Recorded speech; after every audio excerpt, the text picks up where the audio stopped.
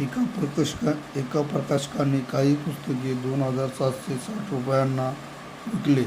यामुळे त्याला 20% नफा मिळाला. तर पुस्तकांची खरेदी किंमत किती? तसेच जर पुस्तकावर 20% नफा मिळवायचा असेल तर विक्री किंमत किती ठेवावी लागेल?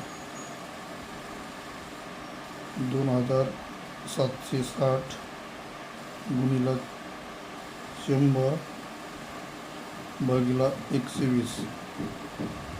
हे 0 कट 12 बार 24 12 36. खरेदी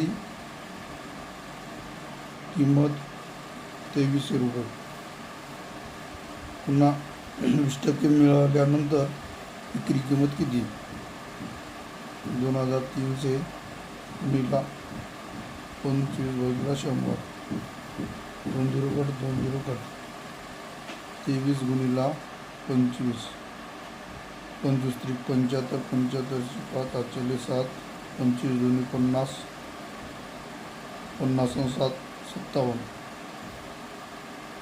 2300 प्लस 575.